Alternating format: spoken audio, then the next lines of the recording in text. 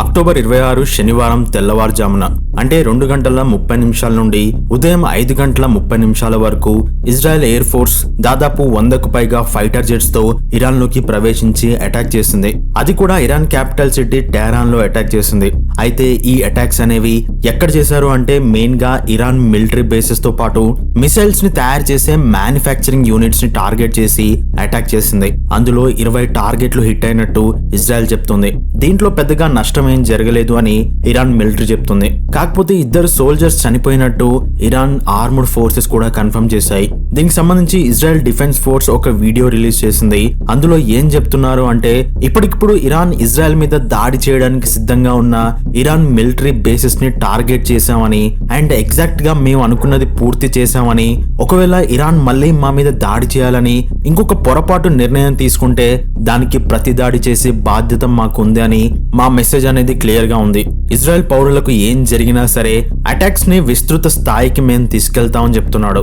అయితే ఇరాన్ కి సంబంధించిన ఒక్క ఫైటర్ జెట్ కూడా ఇజ్రాయెల్ లోకి ఎంటర్ అవ్వలేకపోయింది. కానీ ఇజ్రాయెల్ ఫైటర్ జెట్స్ మాత్రం ఈజీగా ఇరాన్ లోకి ఎంటర్ అయ్యి టెహరాన్ వరకు వెళ్లి వచ్చాయి అంటే ఇజ్రాయెల్ క్యాపబిలిటీ ఏంటో ఇరాన్ కి అర్థమవుతుంది. అయితే ఇరాన్ మీద దాడి జరగడానికి కొన్ని గంటల ముందు రష్యా ఇంటెలిజెన్స్ ఇరాన్ కు ఇన్ఫర్మేషన్ ఇచ్చింది, ఇజ్రాయెల్ ఫైటర్ జెట్స్ తో మీ మీద అటాక్ చేయబోతుంది అని.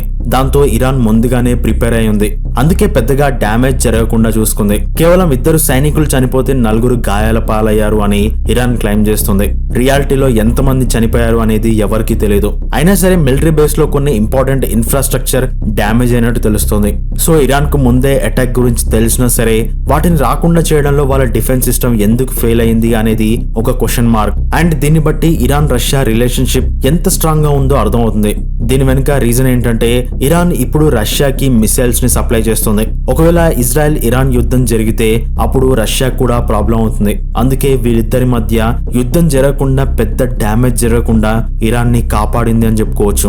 అయితే ఈ దాడులు చూస్తుంటే ఇజ్రాయెల్ గాజాలోని లెబనాన్ లో చేసినట్టు అంత సీరియస్ గా దాడి చేసినట్టు అనిపించడం లేదు. ఎందుకంటే లెబనాన్ లో వాళ్ళ చీఫ్లను ఒక్కొక్కరిగా లేపేస్తూ వెళ్లిపోయింది. ఇంకోవైపు గాజాలోని హమాస్ లీడర్ ను చంపేసి గాజాను నామరూపాలు లేకుండా చేసింది. సో వాటితో పోల్చుకుంటే ఇరాన్ మీద చేసిన దాడి చాలా చిన్నదని చెప్పుకోవచ్చు. అది కూడా కేవలం సైనిక స్థావరాల మీదనే టార్గెట్ చేసి అటాక్ చేసినట్టు ఇజ్రాయెల్ మెన్షన్ చేసి మరీ చెప్పింది.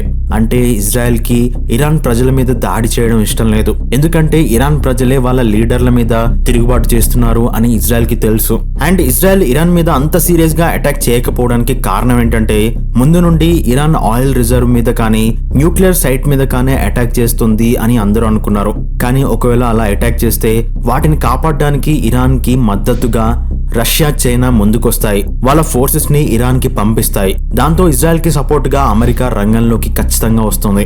ఇప్పటికే అమెరికాకి సంబంధించిన మోస్ట్ పవర్ఫుల్ డిఫెన్స్ సిస్టమ్ అని చెప్పుకునే థాడ్ అనే terminal high altitude area defence ని అమెరికా ఇజ్రాయెల్ కి పంపించింది. అది ఎంత పవర్ఫుల్ అంటే దీన్ని ఆపరేట్ చేయడానికి 3000 మంది అమెరికన్ సోల్జర్స్ అవసరం అవుతుంది. ఇది గంటకు 10,000 కిలోమీటర్ల స్పీడ్ తో ట్రావెల్ చేసి బాలిస్టిక్ మిసైల్స్ ని అడ్డుకుంటుంది. అయితే Ayatollah Khamenei full scale war కి సిద్ధమవ్వాలని ఇరాన్ సైన్యానికి పిలుపునిచ్చినట్టు తెలుస్తుంది. అది కూడా ఈ అటాక్ జరగడానికి ముందే ఖమేనీ ఈ ఆర్డర్స్ ఇచ్చాడు. దానికోసం ఇరాన్ మిలిటరీ రెడీ అవుతుంది. అంటే ఒకవేళ ఇజ్రాయెల్ ఇరాన్ మీద అటాక్ చేస్తే అప్పుడు ఒకేసారి 1000 మిసైల్స్ ను ఇజ్రాయెల్ మీద వెయ్యాలి అని ఖమేనీ చెప్పినట్టు తెలుస్తుంది. సో అక్టోబర్ 26న చేసిన దాడులకు ప్రతీకారంగా 1000 మిసైల్స్ ను ఇరాన్ పంపిస్తే అప్పుడు ఖచ్చితంగా ఇజ్రాయెల్ థాట్ సిస్టమ్ ను యూజ్ చేస్తుంది. అయితే ఇంకొక న్యూస్ ఏంటంటే రష్యా కేవలం ఇరాన్ లో ఉన్న ఆయిల్ రిజర్వ్ ను ప్రొటెక్ట్ చేయడానికి మాత్రమే వస్తుంది తప్ప ఇరాన్ మీద ఎలాంటి దాడి చేసినా దానికి అవసరం లేదు అని అన్నట్టుగా తెలుస్తుంది. అండ్ 3వ ప్రపంచ యుద్ధం మొదలైంది అని ట్విట్టర్ లో ట్రెండ్ అవుతుంది కూడా. అయితే అమెరికా ఈ విషయంలో ఇజ్రాయెల్ కి సపోర్ట్ చేస్తూనే ఇరాన్ కి వార్నింగ్ కూడా ఇస్తుంది. ఇరాన్ అండ్ ఇజ్రాయెల్ ఒకరి మీద ఒకరు దాడులు చేసుకున్నారు. దీంతో వీటిని ఆపేయాలి అని, ఈ యుద్ధం ఇంకా ముందుకు వెళ్లొద్దు అని ఇరాన్ కు మెసేజ్ ఇస్తుంది. ఎందుకంటే ఇప్పటి వరకు ఇజ్రాయెల్ లెబనాన్ లో గాజాలో చేసిన యుద్ధం కేవలం 2 ఉగ్రవాద సంస్థల మీద మాత్రమే, కానీ వాళ్ళ గవర్నమెంట్ మీద కాదు. అందుకే లెబనాన్ కానీ గాజా కానీ ఐక్యరాజ్య సమితికి చెప్పి ఇజ్రాయెల్ మీద సీరియస్ యాక్షన్ తీసుకోలేకపోయాయి. ఎందుకంటే ఉగ్రవాదులను పెంచి పోషిస్తున్నందుకు లెబనాన్ గాజాలనే తప్పుగా చూపిస్తుంది కాబట్టి. కానీ ఇరాన్ అనేది మిడిల్ ఈస్ట్ లో పవర్ఫుల్ దేశం అండ్ ఆ దేశంలో ఉండే ఆయిల్ రిజర్వ్ అనేది ప్రపంచానికి చాలా అవసరం. కాబట్టి అలాంటి దేశంతో యుద్ధం అనేది వరల్డ్ ఎకానమీకి చాలా ప్రమాదకరం అండ్ మన ఇండియా కూడా చాలా నష్టం వస్తుంది. మన ఇండియన్ స్టాక్ మార్కెట్లన్నీ కుప్పకూలిపోతాయి. ఎందుకంటే ఇరాన్ నుండి వచ్చే ఆయిల్ తో బిజినెస్ ట్రాన్స్పోర్టేషన్ అనేది జరుగుతుంది. ఒకవేళ ఆయిల్ ప్రైస్ పెరిగితే బిజినెస్ మొత్తం ఆగిపోతుంది. అప్పుడు వాటి మీద పెట్టుబడి పెట్టిన కామన్ పీపుల్ స్టాక్ మార్కెట్ లో నష్టపోతారు. దాంతో పాటు ఇండియాలో ప్రొడక్షన్ ఆగిపోతుంది. నిత్యావసరాల ధరలు పెరిగిపోతాయి. మన ఇండియా ఆయిల్ ని కన్స్యూమ్ చేసే దేశాల్లో అమెరికా, చైనా తర్వాత థర్డ్ ప్లేస్ లో ఉంది అంటే అర్థం చేసుకోండి మనం ఆయిల్ మీద ఎంతలా డిపెండ్ అవుతున్నామో. అండ్ ఇరాన్ ఒక్కటే మనకు ఆయిల్ ని ఇస్తుంది అని కాదు, రష్యా దగ్గర నుండి కూడా ఇంకా తక్కువ ధరకు ఆయిల్ ని మన ఇండియా కొనుక్కుంటుంది. కాకపోతే ఇరాన్ తో మన ఇండియాకు చాలా అవసరాలు ఉన్నాయి. సో ఇక్కడ ఇరాన్ తో ప్రాబ్లం ఏంటంటే Iran supreme leader Ayatollah Khomeini. Iran మీద జరుగుతున్న అటాక్స్ లో ఒక ఆశ్చర్యకరమైన విషయం ఏంటంటే కొంతమంది ఇరాన్ పౌరులు ఇలాంటి ప్లకార్డులు పట్టుకొని ఈ అటాక్ అనేది కేవలం ఇరాన్ లో ఉన్న ఇస్లాం నియంతృత్వ ధోరణిపై జరుగుతున్న అటాక్ మాత్రమే అని, ఇది ఇక్కడ ప్రజల మీద జరుగుతున్న అటాక్ కాదు అని ఇలా ప్రపంచానికి తెలియజేస్తున్నారు. మనకు తెలుసు ఇరాన్ సుప్రీం లీడర్ రుహల్లా ఖొమైనీ 1979లో ఆధునికత వైపు వెళ్తున్న ఇరాన్ ని తనకున్న మత పిచ్చితో ఆ దేశాన్ని డెమోక్రసీ వైపుకు కాకుండా ప్రజల్ని మతం వైపుకు నడిపించి దానికి మొట్టమొదటి సుప్రీం లీడర్ గా మారిపోయాడు. అక్కడ ప్రజల్ని తాను పెట్టిన నియమాల ప్రకారం జీవించేలా చేశాడు. ఆ తర్వాత వచ్చిన అయతుల్లా ఖొమైనీ అదే పాత సాంప్రదాయాన్ని ఇంకా ఇరాన్ లో కొనసాగిస్తున్నాడు.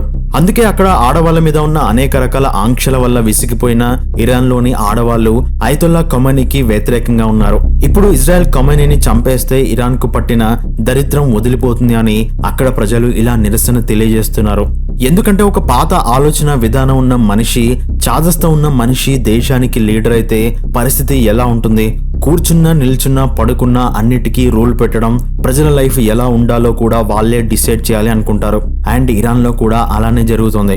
ఇప్పటికీ ఇరాన్ లో ఆడవారు, మగవారు కలిసి ప్రయాణం చేయడం అనేది నిషేధం. ఇంకొక సాడ్ థింగ్ ఏంటంటే ఇరాన్ లో ఆడవారు పాస్పోర్ట్ ని అప్లై చేసుకోవడం కానీ, విదేశాల్లో ప్రయాణం చేయడం కానీ నిషేధం.